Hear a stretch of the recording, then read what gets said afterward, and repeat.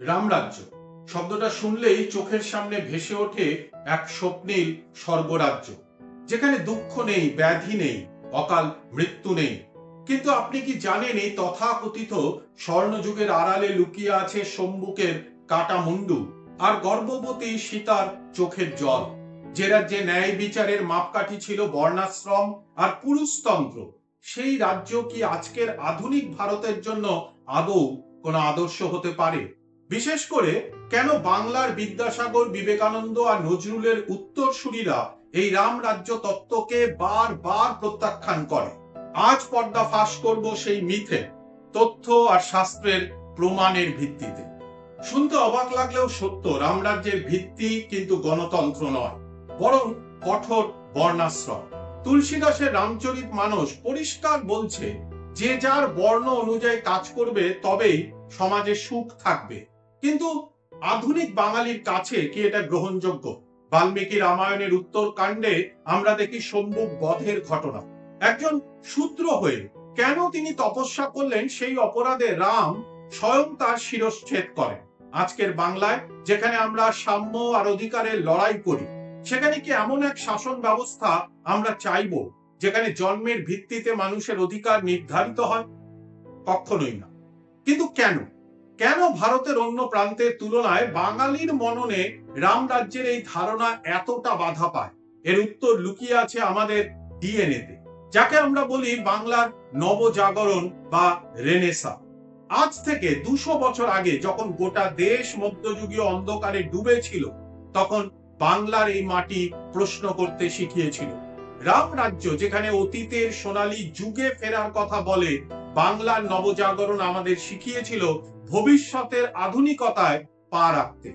একটু ভেবে দেখুন, রাজা রামমোহন রায় যখন সতীদাহ প্রথার বিরুদ্ধে লড়াই করছেন, তিনি কোনো প্রাচীন রাজতন্ত্রের দোহাই দেননি, তিনি লড়াই করেছিলেন যুক্তি বা রিজন দিয়ে। রাম রাজ্যের আদর্শে প্রজার সন্তুষ্টির জন্য সীতাকে ত্যাগ করা যদি ধর্ম হয়, তবে রামমোহন শিখিয়েছিলেন যে প্রথা বা যে নিয়ম একজন নারীর অধিকার কেড়ে নেয়, তা ধর্ম হতে পারে না। বাঙালি সেখানেই প্রথম রামরাজ্যের সেই পুরনো সামাজিক আইনকে অস্বীকার করেছিল। আরেকটি বড় কারণ হলো আমাদের সাহিত্য। আপনারা কি জানেন, বাঙালি সেই জাতি যারা রামায়ণের রামকে নিয়ে প্রশ্ন তোলার সাহস দেখিয়েছিল? মাইকেল মধুসূদন দত্ত তার মেঘনাদ বধ কাব্যে রামকে নয়, বরং মেঘনাদকে বীর হিসেবে দেখিয়েছেন। তিনি দেখিয়েছিলেন রামের জয় কোনো ঐশ্বরিক বীরত্ব নয়, বরং ছলনার আশ্রয়। এই যে সাবভার্সন বা প্রচলিত ধারণাকে ভেঙে ফেলার ক্ষমতা, এটাই বাঙালিকে শিখিয়েছে যে কোন রাজাই ভুলের ঊর্ধ্বে নন, তা তিনি রামই হন বা অন্য কেউ। এরপর আসুন ঈশ্বরচন্দ্র বিদ্যাসাগরের কথায়, রামরাজ্যের ভিত্তি ছিল স্মৃতিশাস্ত্র বা বর্ণাশ্রম ধর্ম। কিন্তু বিদ্যাসাগর দেখিয়েছিলেন শাস্ত্রের দোহাই দিয়ে যদি বিধবাদের জীবন নরক করা হয়, তবে সেই শাস্ত্র বর্জনীয়।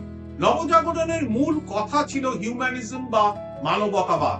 রামরাজ্যের শাসনে যেখানে শূদ্র সম্মুখকে শাস্ত্রের দোহাই দিয়ে হত্যা করা হয়, নবজাগরণের শিক্ষা পাওয়া বাঙালি সেখানে সম্মুখের পাশে দাঁড়িয়ে প্রশ্ন করবে, কেন এই বৈষম্য?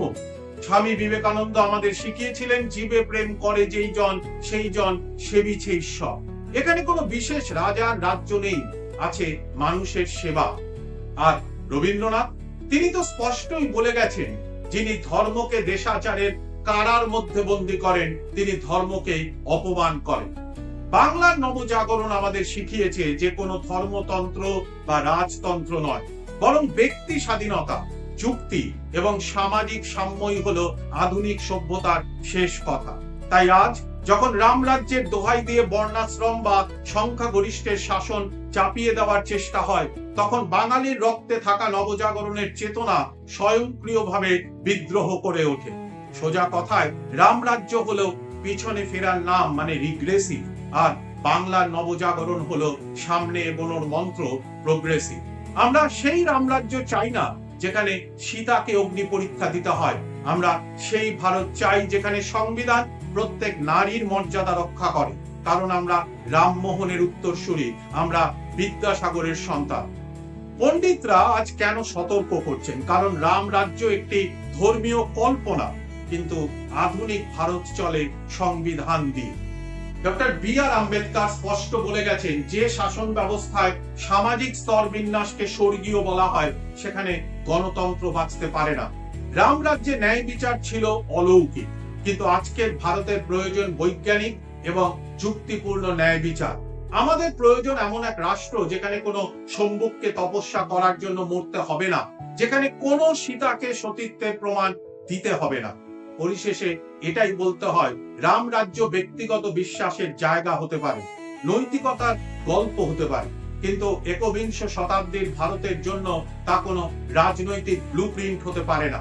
বাংলা স্বপ্ন দেখে এমন এক ভারতে যেখানে সংবিধানই হবে শ্রেষ্ঠ ধর্মগ্রন্থ।